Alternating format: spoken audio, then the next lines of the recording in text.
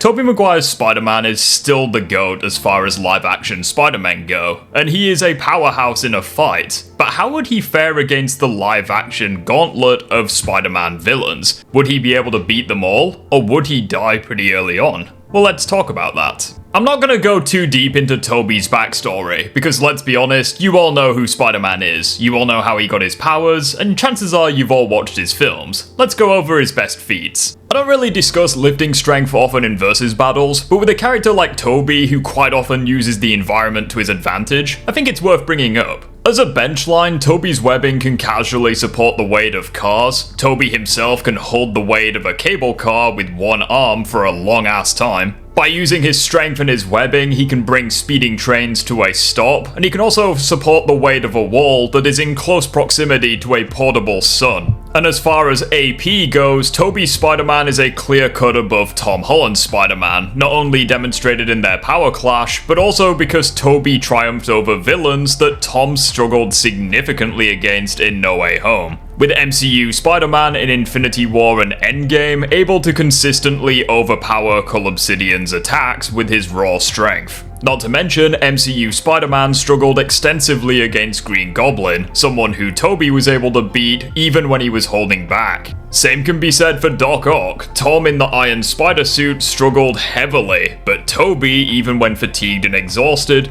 was still able to endure battles with Octavius. With Tobey also able to endure battles against villains that are flat out stronger than him, such as Venom and Sandman. Meaning that even if you're stronger than Tobey, you're still not guaranteed a victory. And when it comes to speed, Tobey is crazy fast, as he's able to dodge bullets in Spider-Man 1, with him scaling to Andrew's Spider-Man, who could dodge fully automatic gunfire at point-blank range. And this is really impressive, because not only does it demonstrate relativity between the two, but in their brief skirmish, Tobey was actually able to outperform Andrew in speed. And this is seriously impressive, because in The Amazing Spider-Man 2, Andrew has a feat where he was able to statue a bolt of electricity, meaning that unironically, attacks moving at 90% the speed of light would be frozen from his perspective, yet Tobey was still able to outperform him. With this being consistent in No Way Home, with Tobey reacting and dodging attacks from the strongest version of Electro we've ever seen, confirming that at his most powerful, not even light speed attacks are enough to tag Tobey. And from there, Tobey's Spider-Man is an absolute genius, as even before he graduated, his intelligence was still significant enough to impress world-renowned scientists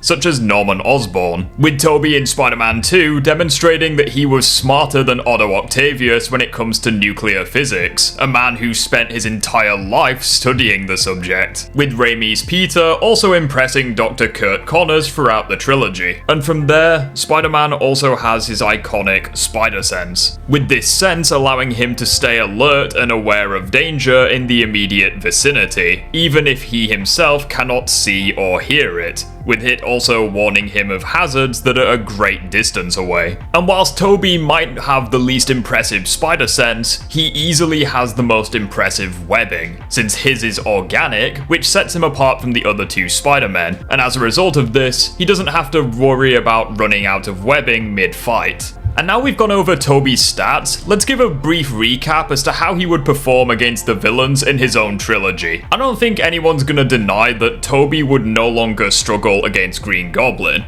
since even in Spider-Man 1, at his least experienced, he still won all 3 fights against Norman, 2 of the 3 when he was holding back. And Tobey has only gotten stronger and more experienced since then, especially since he has additional experience fighting Goblin tier characters, since he fought against Harry's Goblin, who was confirmed to be stronger than his father. And speaking of Harry's Goblin, well, even when he ambushed Spider-Man, sure he got a few good hits in, but Tobey still dispensed of him pretty quickly. He's done it once, I think he can do it again. And now moving on to Doc Ock, well, even in the events of Spider-Man 2, when Peter was very exhausted for the first half of the film, Doc Ock still struggled to overwhelm Spider-Man. And even at the end of the film, when Tobey was putting in work on Doc Ock, he was still holding back the entire time. I think a peak No Way Home Tobey Maguire can beat Dr. Octavius pretty easily. And now moving on to Venom, well, he is easily the trickiest villain that Spidey has faced so far, since he literally has his exact same power set, except he's stronger and he can bypass the spider sense. That being said, however, Venom does have glaring weaknesses, which Tobey is fully aware of and would be able to exploit, granting him a victory over Eddie Brock, just like how he achieved a victory in Spider-Man 3. And finally we have Sandman, and yeah, Peter stands no chance against Marco. Peter lost his first encounter against Sandman, and not even Bully Maguire could take him down without exploiting his weakness. And Spider-Man 3 demonstrated that even if you exploit Marco's weakness, exposing him to water or superheated temperatures, sure, it destroys him for a little bit, but he rapidly reforms as if nothing ever happened. So Tobey would honestly struggle to put down base Sandman, let alone giant Sandman, and we saw what happened in No Way Home when he encountered that version of Marco. Without prep time and use of the environment, Peter's screwed.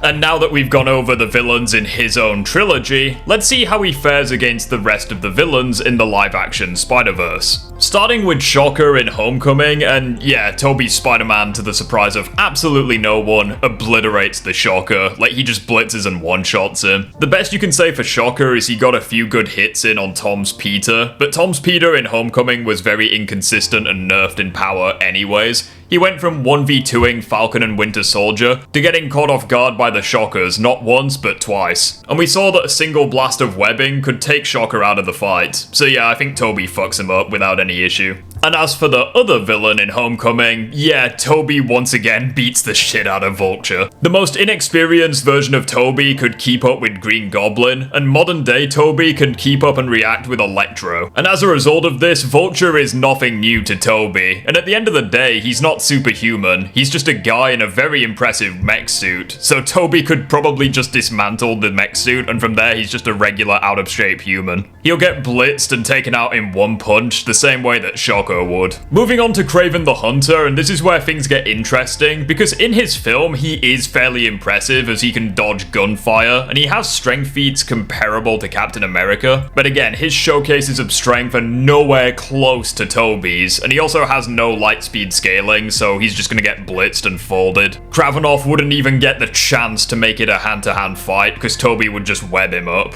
And from there, I think that film's version of Rhino is also falling to Spider-Man pretty quickly, since even Kraven can survive a beating from Rhino, and he also outmaneuvered him several times in that fight, so yeah, I think Tobey's just gonna play with his food, he's gonna fuck him up and just web him up. Similar to how Kraven did in the film, funnily enough. And when discussing the Amazing Spider-Man 2's version of Rhino, well, it doesn't get much better. Andrew Spider-Man was able to beat that version of Rhino off screen, and Tobey demonstrated that he is relative to Andrew, possibly even above him. None of the missiles or machine guns that the suit has is gonna land on Tobey, and I think he could web up Alexei pretty easily, to be honest. Either that or he just tears the mech suit apart with his bare hands. Moving on to Morbius, and this is where you'll be noticing a reoccurring theme with the video. The Sonyverse characters appear to be powerful at first glance, but then when you dive deeper into it, they just don't have that impressive scaling. Like sure, Morbius can teleport around like Nightcrawler, but his teleportation has no speed feats compared to the attacks that Tobey has dodged in the past, such as reacting to bolts of electricity. That being said, Morbius is still very agile, he has his claws, he gets amped if he consumes blood, and he also has a pretty impressive sense, kinda like how real-life bats would. But unfortunately, Spider-Man is too strong and too fast. I don't think he's gonna lose, realistically. And now we may as well talk about the Sonyverse symbiotes altogether, Venom, Riot, and Carnage, because realistically, whilst they are strong, they all suffer from the same problem. They're all big fish in a tiny pond. Like, they're basically the top dogs of the verse, but the verse has no impressive feats, so realistically, where does that get them? The best case scenario for the symbiotes is that they scale to xenophages, which have city level and massively hypersonic plus calculations, but that's basically it, and that's not enough to even land a hit on Tobey's Spider-Man. Since again, Tobey is relative to Andrew, who is able to statue bolts of electricity, which is calculated to be massively faster than light. And from there, well, Tobey already knows their weaknesses. fire, or sound, and they are not very tolerant to sound at all, as it really takes small amounts to force them to separate from their host. Sure, they're big and scary slime monsters, and they're really strong at first glance, but when you look deeper into it, they're gonna fall very quickly to the OG Spider-Man. And now we might as well talk about Mysterio, because realistically, I don't think he's going to be giving Tobey much issue either. Assuming that we give Quentin Beck access to Edith, just like how he had in the final battle of Far From Home, well, he's still not landing a hit on Tobey. Even when MCU Spider-Man didn't have access to the Spider-Sense, he could already dodge attacks from the Edith drones, and then he was able to pretty handedly fuck up a massive amount of them once he eventually got access to the Spider-Sense again. And since Tobey is relative or superior to the No Way Home version of MCU Spider-Man, I see him dismantling the drones with ease. And once the drones are taken care of, Quentin Beck is just a normal guy. Peter blitzes and takes his head off with one punch. The final villain that I think Tobey would beat pretty easily is Harry Osborn's Green Goblin from The Amazing Spider-Man 2. This is a case of been there, done that. I mean, Tobey's already defeated 2 versions of Green Goblin, and one of them was his very first supervillain. And Tobey demonstrated that he was relative to Andrew Spider-Man in No Way Home, a Spider-Man who could disarm Harry of his glider pretty quickly, and showed that he was relative to him in strength. So yeah, I see Tobey beating TASM Goblin even quicker than he beat his own versions of Green Goblin. And now moving on to the final 2 threats, starting with Lizard. It's pretty clear that Connors should keep up with Tobey's Spider-Man in stats, since we even saw a glimpse of what a fight between Tobey and Connors would look like in No Way Home. Although Tobey was at a significant disadvantage in that fight, number 1 because he had Electro and Sandman to keep tabs of whilst also wrestling with Connors, but also because all 3 Spider-Men were uncoordinated, with Andrew getting in Tobey's way, with Lizard essentially able to land 3 hits on Tobey that he might not have otherwise been able to do. But even in a neutral environment where it's just Tobey and Connors, well, Peter has his work cut out for him since Lizard's healing factor is off the charts. He can regrow missing appendages in a matter of seconds, and not even liquid nitrogen can put him down. That and the fact that he can actually contend with Tobey in speed and strength means that he's easily the most difficult opponent so far in this video. That being said, however, Lizard is not invincible, since large quantities of Andrew Garfield's webbing was shown to be able to restrain Connors multiple times. So as a result, I see Tobey's webbing being able to do the same thing. And from there, Tobey has free reign to come up with a battle plan to permanently put down Connors, or he could just say fuck it and beat the ever-living shit out of Connors whilst he's restrained in webbing. Regardless, however, whilst I see Tobey eventually beating Lizard, it would be a pretty tricky fight for him. And last but not least, the final villain of the video, we have Max Dillon's Electro. And keeping it short but sweet, Tobey's fucked. I don't think he could beat Electro. I don't think he could beat any version of Electro, if I'm being honest. Even taking the weakest version of Electro, as shown at the start of No Way Home, he was shown to effortlessly one-shot Tom's Spider-Man to such an extent where Tom needed Sandman's help to eventually beat Max. And looking at the TASM 2 version of Electro, whilst Andrew Spider-Man could certainly keep up with him,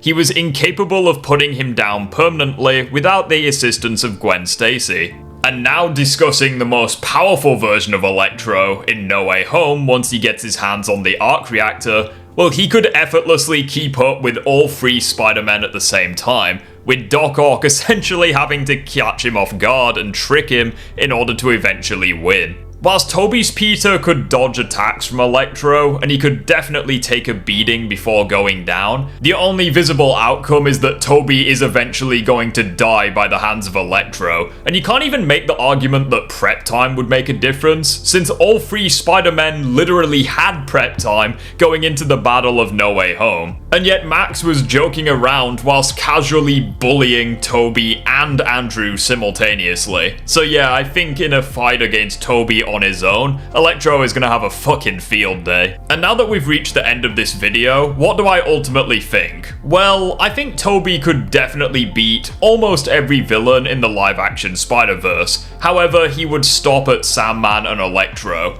I think he could maybe beat Marco if he had prep time, but it wouldn't put him down for long. And as for Electro, he hasn't got a hope in hell of beating him. But that's what I think. What do you guys think? Feel free to let me know down below and consider subscribing to the YouTube channel as it really helps me out. And if you want to see more content from me, feel free to check out my YouTube shorts and also tune into live streams every now and then where we play video games and talk about your favourite fictional characters. I thank you all for watching, and as always, I hope you have a great rest of your day. Take care, and good night.